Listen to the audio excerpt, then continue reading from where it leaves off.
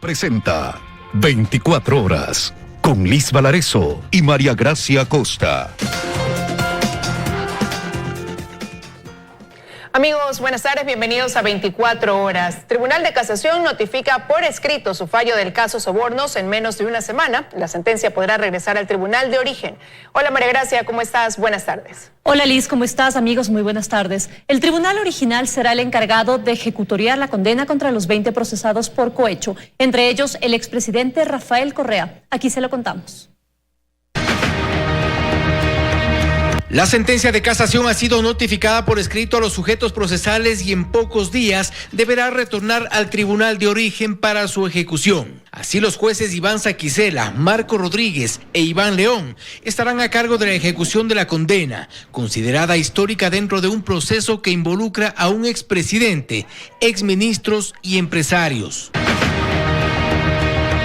Son 8 años de cárcel para los procesados, no obstante, la sentencia incluye otras medidas que deberán cumplir por decisión de los jueces. Con la ejecución de la sentencia, el expresidente Rafael Correa y los 19 procesados pierden los derechos de participación, que en casación se ha confirmado solo será del tiempo que dure la pena, es decir, 8 años. Una vez que esté ejecutoriada, es la Policía Nacional quien tiene que encargarse de ese tema. No obstante, hay medidas de reparación para el Estado que aun cuando son poco probables de cumplirse, en poco serán una disposición. Y es que la reparación integral determinada por los jueces fue de $14.7 millones. La cifra se aproxima a los $730,000 por cada uno de los sentenciados. Esta parte le corresponde a la Procuraduría General del Estado y frente a las escasas probabilidades de cobrar ese dinero, el procurador ve algunas opciones. Es de suponer que esos bienes han sido puestos a buen recaudo por los delincuentes. De modo que esa es la parte más ardua, el identificar los bienes. Pero una vez identificados los bienes, el juez ordenará a los procesados que paguen, y si es que no pagan, que dimitan bienes, lo que dice normalmente una orden de ejecución, es decir, que entreguen bienes a cambio de lo que tienen que devolver. No obstante, el pago no los exime de la privación de la libertad. Si los involucrados pagan, quedan libres de esa obligación de reparación. Sin embargo, tendrán que cumplir su pena. Lo cierto es que la sentencia notificada la mañana de este martes con 102 páginas dispone a los sentenciados que den disculpas públicas en la Plaza de la Independencia. Además, que a su costo deban colocar una placa en el Palacio de Carondelet con el texto: los recursos públicos deben ser siempre administrados honradamente. El servicio público no es otra cosa que un servicio a la comunidad, con sujeción a los principios de la ética. Y finalmente realizar un curso de 300 horas sobre ética laica. Entre los sentenciados en este caso se habla de escenarios distintos para evadir a la justicia en el futuro. Y allí suenan posibles indultos o amnistía. No obstante, la propia Constitución de 2008 ha cerrado las puertas para sus gestores ahora condenados. Las amnistías e indultos no se concederán por delitos cometidos contra la administración pública. Y el cohecho es uno de ellos. Además, el indulto únicamente procede si se está cumpliendo la pena. Con la notificación de la sentencia y su entrada en ejecución, las opciones para evadir a la justicia se cierran. Y esto ya es cuestión de días. En Quito, Fausto Yepes, 24 horas. Se presentan nuevas irregularidades en el Instituto Ecuatoriano de Seguridad Social. Se denuncia que en los últimos 7 años se habrían pagado jubilaciones a ex servidores en la institución de manera irregular. Por si no fuera suficiente con las irregularidades en la venta de insumos médicos, las investigaciones a la interna del Instituto Ecuatoriano de Seguridad Social arrojan otra denuncia: el pago de jubilaciones a ex servidores del IES. Y cuando tú ves, faltan firmas, faltan el mismo que emite el certificado de este tema es el mismo que es parte de la comisión. Se investiga junto al Ministerio de Salud si la emisión fraudulenta de carnets de discapacidad se habría usado también para este fin, y es que de 2013 al 2020 se pagaron 227 jubilaciones por discapacidad a ex servidores del IES. En 9 de esos casos, en los que se cancelaron $562,000, presentan irregularidades. En casos que existan irregularidades, se pondrá inmediatamente en manos de las autoridades de control. En el mismo periodo se pagaron 640 jubilaciones por invalidez a ex servidores del IES, que significó $46.6 millones. 265 de esos casos no serían procedentes, un aparente prejuicio de $20.2 millones. Vamos a iniciar acciones administrativas correspondientes para obviamente recuperar los valores que se han erogado. Que hay una estructura de salud mal armada, afirma Watted. Por ello se firmará un convenio con la Cámara de Comercio de Quito para que la empresa PricewaterhouseCoopers realice una evaluación. Además, se levanta información para mejorar el control en los contratos. Romper con la designación a dedo y de qué prestadores de servicios se tienen que contratar y cuáles no. En los hospitales del IES hay especialidades, pero no especialistas, aseguró Watted, por lo que buscan contratar y mejorar la atención. El IES ha mantenido conversaciones con el Ministerio de Finanzas para que sea parte de las prioridades cuando llegue el primer desembolso del FMI. La necesidad será para este año por lo menos $400 millones.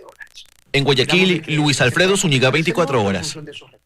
Y según el Ministerio de Producción, un 65% del comercio en nuestro país se ha reactivado. Un ejemplo de ello es el sector textilero, que pese a ser uno de los más afectados, se ha reinventado y eso ha permitido que una empresa ecuatoriana exporte mascarillas a la Unión Europea.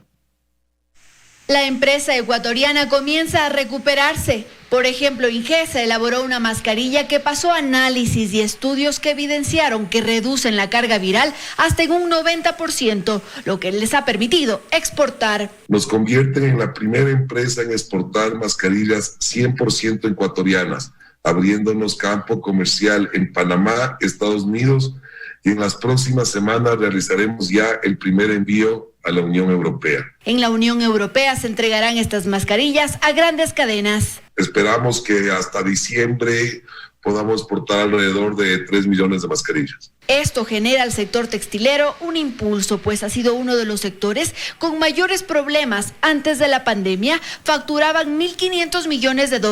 Tras los meses del confinamiento, esto se redujo a la mitad. Estamos todavía buscando cómo seguir aportando al país desde nuestras fábricas, desde nuestras industrias.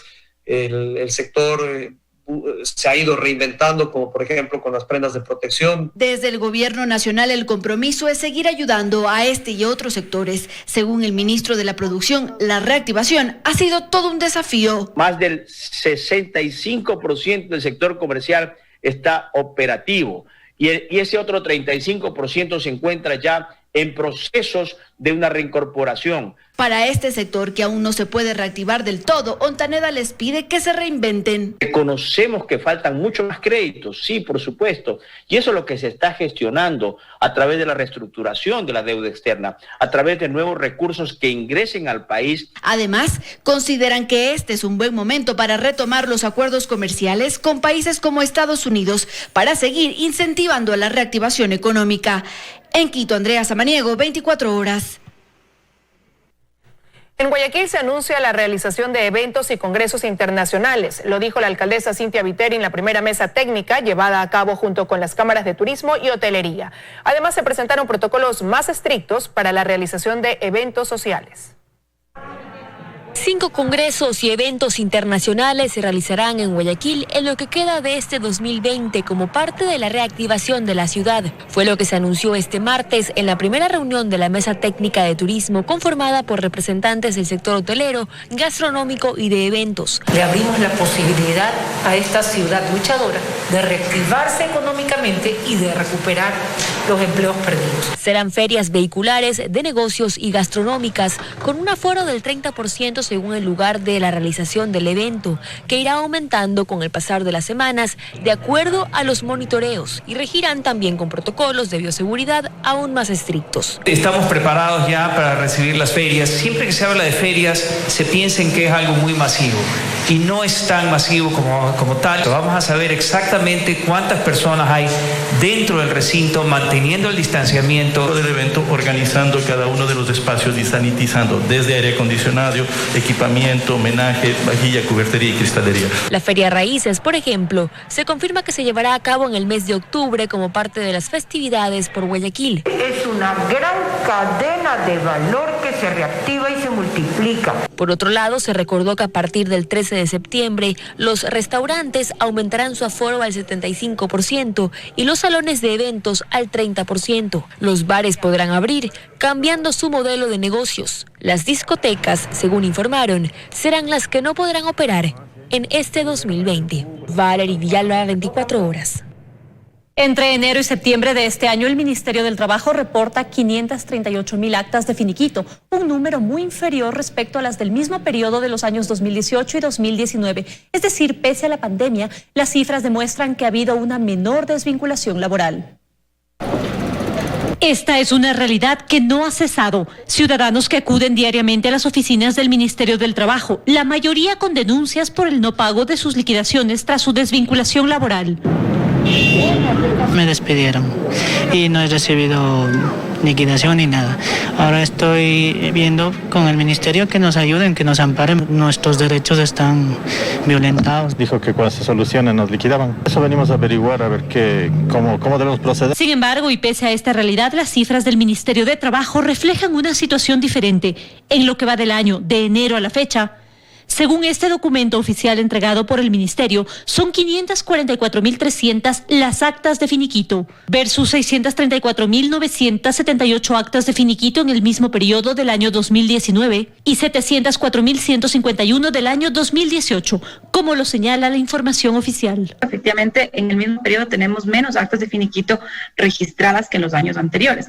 A eso sí es importante sumar que durante la emergencia sanitaria, el Ministerio de Trabajo ha expedido varios acuerdos ministeriales que han permitido la sostenibilidad del empleo. Consultamos con el abogado laboralista Juan Páez cuáles podrían ser las razones para estos números que indican menos actas de finiquito en pandemia. Yo pienso que todos estos aspectos deben tener represada las actas de finiquito, deben tener represada la intención del empleador de poder reflejar la realidad, porque sí están en riesgo pues ser sancionados si es que aplicaron indebidamente la causal. Según la viceministra, pese a la situación económica y a la crisis, sí se tomaron medidas para proteger empleos. Según sus cifras, 56.588 empleos fueron salvados entre junio y septiembre. Y sobre las denuncias de ciudadanos como Diego, explica la viceministra que han ingresado entre el 16 de marzo y los primeros días de septiembre 26.452 denuncias. Hemos atendido como Ministerio de Trabajo 21.259 denuncias. Restará por cruzar información de las empresas cuando éstas cierren su ejercicio económico para conocer a ciencia cierta las actas de finiquito y el número total de desvinculaciones en el sector privado. En Quito, María Gracia Acosta, 24 horas. No consta. 5 internos burlaron anoche las seguridades del Centro de Detención Provisional de Machala en la provincia de El Oro y lograron escapar. Tras la fuga en un operativo, se recapturó a 3 de los 5 reos. Esta vez fueron 5 internos del Centro de Detención Provisional de Machala, provincia del Oro, los que se fugaron. Aprovecharon la medianoche para burlar las seguridades del penal y sin mayores contratiempos escaparon. Primero los reos evadieron los controles internos para salir de pabellones y celdas y luego forzaron una reja del centro carcelario. Ya afuera se escondieron en el patio de retención vehicular de la Policía Nacional que está junto al penal, entre motos y carros, hasta esperar que no haya nadie en el lugar. Por una de las rejas que han estado pues ya viejas, obsoletas, pues y procedieron a fugarse por ese lugar. Salen por una parte, un espacio anterior del CDP. Según versiones, motocicletas los habrían estado esperando para llevárselos. Tras la fuga se llevó a cabo un operativo policial en los alrededores de la cárcel en el que también intervino el Servicio Nacional de Atención Integral a Personas Adultas Privadas de Libertad. 3 de los 5 PPL fueron recapturados. Procedió los compañeros del Humo, en este caso IGOE, a hacer un cercado en todo lo que es alrededor de la cárcel aquí de Machala, logrando, como les indico, la recaptura de 3 PPL. Y continúan las labores policiales para dar con el paradero de los otros 2 internos que se escaparon. Nuestros equipos ya están encaminados en las investigaciones y organización de fichas específicamente para proceder con autoridad competente. Los privados de libertad habrían cometido delitos menores como robo y porte ilegal de armas. Solo uno cumplía detención por homicidio y otro por violación.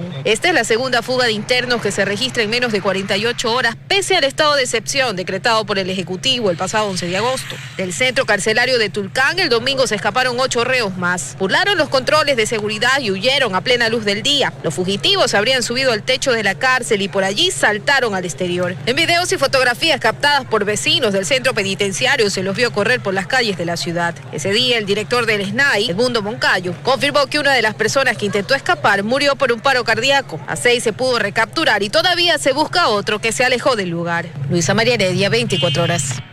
Revisamos más noticias en 24 horas. El Consejo Nacional Electoral habilitó 611 nuevos recintos electorales en todo el país con el fin de evitar aglomeraciones en los próximos comicios. Solo en Guayas habrán 69 nuevos recintos. Los empadronados ya pueden consultar su lugar de votación. Se votará en un solo día y en el horario de siempre. El voto segmentado o la extensión de la jornada electoral no serán posibles, recalca el consejero de mayoría José Cabrera, terminando así con el debate. En un solo día, en el horario que indica el Código de la Democracia en su artículo 115 y 118, es decir, que empiece a las 7 de la mañana y concluya a las 17 horas. El desafío ahora, comenta, es evitar que la ciudadanía se aglomere en los recintos electorales el día de los comicios. Para esto el CNE ha tenido que habilitar nuevos recintos electorales. Que a nivel nacional hay 611 nuevos recintos en el que se participarán los ciudadanos. En Pichincha se habilitaron 26 nuevos recintos, en Manabí 73, en Azuay 49 y en Guayas 69. John Gamboa es el director de la delegación electoral del Guayas. Asegura que se deberá también contratar más personal para garantizar el control en el interior de los recintos electorales durante las próximas elecciones. En la provincia del Guayas se va a contratar aproximadamente 10.000 personas entre la primera y segunda vuelta. Se incrementa más personal, hay el tema de la bioseguridad, hay el tema de los supervisores de bioseguridad como tal.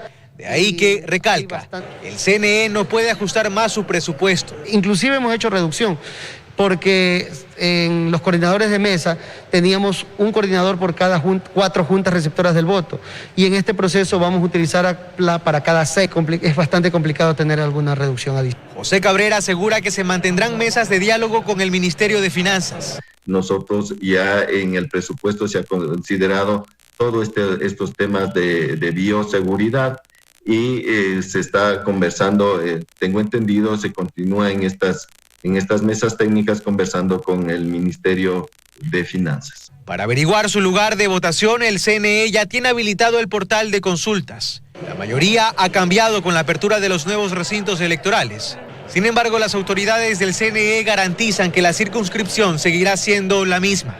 En Guayaquil, Carlos Acoto, 24 horas. La Comisión de Enmiendas de la Asamblea Nacional no logró aprobar el informe sobre el proyecto de reformas constitucionales. Hubo algunas discrepancias. Mientras tanto, el comité que promueve las reformas exige que se las trate con celeridad. Ya basta de corrupción, es lo que dice esta pancarta ubicada en los exteriores de la Asamblea Nacional. Fue colocada por el Comité por la Institucionalización Democrática para exigir que el trámite del proyecto de reformas parciales a la Constitución sean tratadas en el Pleno de la Asamblea de forma urgente.